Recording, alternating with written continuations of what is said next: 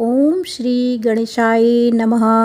नमस्कार दोस्तों, आज मैं आपको श्री महालक्ष्मी व्रत कथा सुनाऊंगी। आप सभी मेरे साथ बोलिए, माता लक्ष्मी की जय। एक समय महर्षि श्री वेद व्यास जी हस्तिनापुर पधारे। उनका आगमन सुन महाराज धृतराष्ट्र उनको आदर सहित राजमहल ले गए।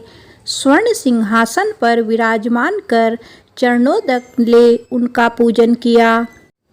श्री व्यास जी से माता कुंती तथा गांधारी ने हाथ जोड़कर प्रश्न किया, हे महामुनि, आप त्रिकालदर्शी हैं, अतः आपसे हमारी प्रार्थना है कि आप हमको ऐसा कोई सरल व्रत तथा पूजन बताइए जिससे हमारा राज्य, लक्ष्मी, सुख संपत्ति, पुत्र पौत्र आदि व परिवार सुखी रहे।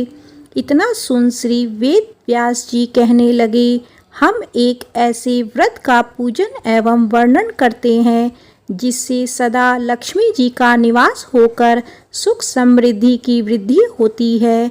यह श्री महालक्ष्मी का व्रत है जिसे प्रति वर्ष अश्वनी कृष्ण अष्टमी को विधिवत किया जाता है। हे महामुनि, इस व्रत की विधि हमें विस्तार पूर्वक बताने की कृपा करें। तब व्यास जी बोले, हे देवी, यह व्रत भाद्रपद शुक्ल अष्टमी से प्रारंभ किया जाता है।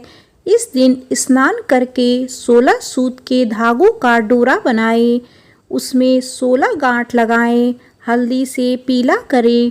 प्रतिदिन 16 दूब व 16 गेहूं डोरे को चढ़ाएं। अश्वनी कृष्ण अष्टमी के दिन उपवास रखकर मिट्टी के हाथी पर श्री महालक्ष्मी की प्रतिमा स्थापित कर विधि पूर्वक पूजन करें। इस प्रकार श्रद्धा भक्ति सहित महालक्ष्मी जी का व्रत पूजन करने से आप लोगों की राज्य लक्ष्मी में सदा अभिवृद्धि होती रहेगी। इस प्रकार व्रत का विधान बताकर श्री वेद व्यास जी अपने आश्रम को प्रस्थान कर गए। इधर समयानुसार भाद्रपद शुक्ल अष्टमी से गांधारी तथा कुंती अपने अपने महलों में नगर की स्त्रियों सहित व्रत का आरंभ करने लगी।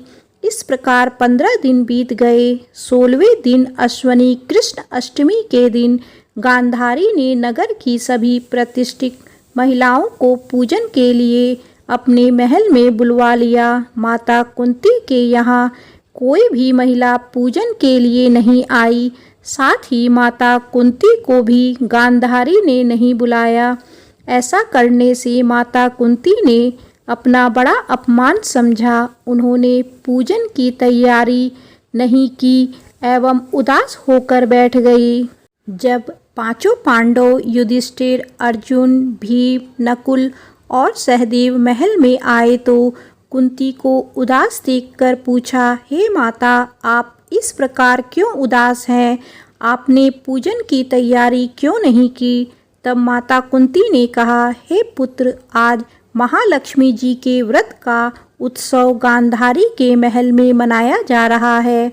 उन्होंने नगर की समस्त महिलाओं को बुला लिया और उसके 100 पुत्रों ने मिट्टी का एक विशाल हाथी बनाया, जिस कारण सभी महिलाएं उस बड़े हाथी का पूजन करने के लिए गांधारी के यहाँ चली गई, लेकिन मेरे यहाँ नहीं आई। यह सुनकर अर्जुन ने कहा, हे माता, आप पूजन की तैयारी करें और नगर में बुलवा दें कि हमारे यहाँ स्वर्ग के ऐरावत हाथी की पूजा होगी। इधर माता कुंती ने नगर में ढिंढोरा पिटवा दिया और पूजा की विशाल तैयारियां होने लगी। उधर अर्जुन ने बाण के द्वारा स्वर्ग से ऐरावत हाथी को बुला लिया। इधर सारे नगर में शोर मच गया कि कुंती के महल में स्वर्ग से इंद्र का ऐरावत हाथी पृथ्वी पर उतारकर पूजा जाएगा। समाचार को सुनकर नगर के सभी नर नारी, बालक एवं वृद्धों की भीड़ एकत्र होने लगी। उधर गांधारी के महल में हलचल मच गई। वहां एकत्र सभी महिलाएं अपनी अपनी थालियां लेकर कुंती के महल की ओर जाने लगी। देखते ही देखते कुंती का सारा महल ठसाठस भर गया।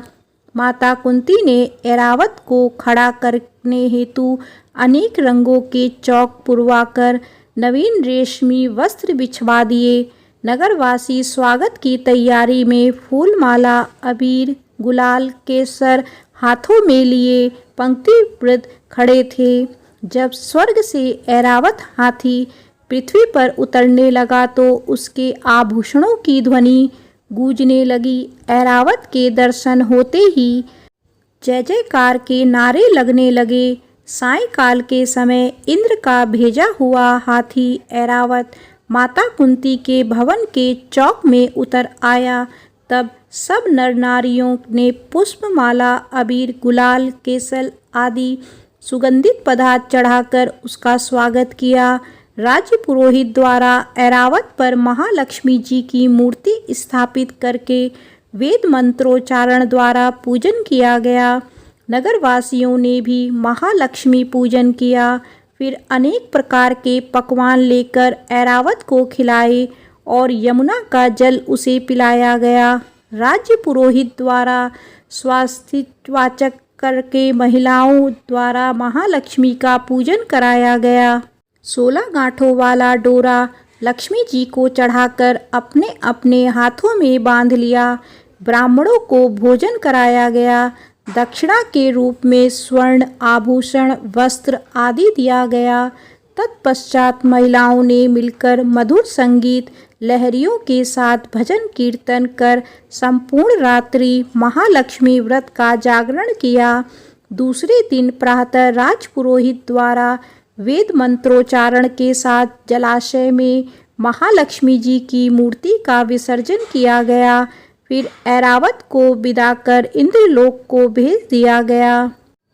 इस प्रकार जो स्त्रियां श्री महालक्ष्मी जी का विधिपूर्वक व्रत एवं पूजन करती हैं उनके घर धन्य धान्य से पूर्ण रहते हैं तथा उनके घर में महालक्ष्मी जी सदा निवास करती हैं।